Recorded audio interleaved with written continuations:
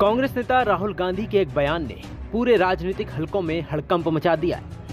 उन्होंने कांग्रेस की अल्पसंख्यक सलाहकार समिति की बैठक में कहा कि अगले 1 साल के भीतर प्रधानमंत्री नरेंद्र मोदी की विदाई तय है। उन्होंने कहा कि अंतर्राष्ट्रीय स्तर पर आर्थिक हालात और देश में बढ़ता आर्थिक असंतोष इसके बड़े कारण बनेंगे।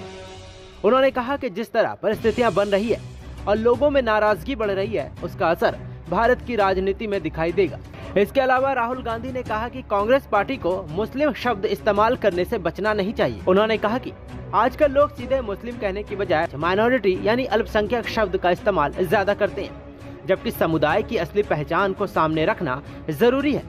राहुल गांधी ने ये भी कहा कि अगर दलित, ओबीसी या सामान्य वर्ग के लोगों पर हमला होता है, उनकी पहचान के साथ मुद्दा उठाया जाना चाहिए। उनका मानना था कि हर समुदाय की समस्या को सीधे उसी नाम से सामने लाने पर ही उनकी आवाज मजबूत होगी।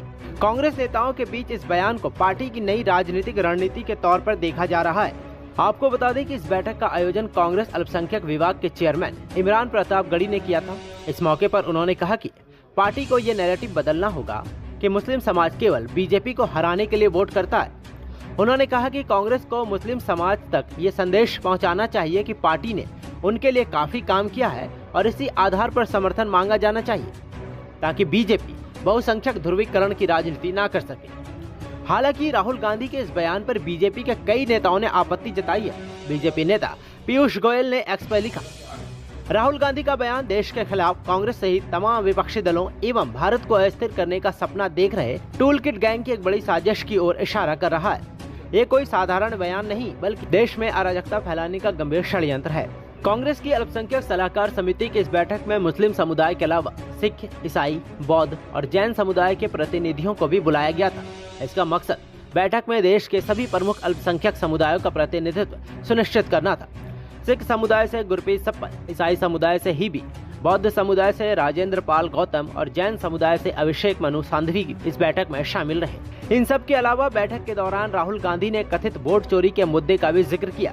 सूत्रों के अनुसार उन्होंने कहा कि पहले ममता बनर्जी इस मुद्दे पर कांग्रेस के साथ नहीं थी, लेकिन अब वो भी इसके खिलाफ आंदोलन की बात कर रही है।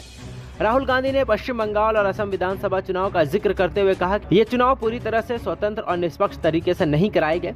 हालांकि उन्होंने इस पर विस्तार से सार्वजनिक टिप्पणी नहीं की। कांग्रेस के भीतर इस बयान को चुनावी पारदर्शिता के मुद्दे को भी आगे बढ़ाने की कोशिश माना जा रहा है। हालांकि राहुल गांधी के इन तमाम बयानों ने राजनीतिक गलियारों में एक नए विवाद को जन्म दे दिया है। आप इस मामले पर क्या सोचते हैं, हमें कमेंट्स में जरूर बताएं।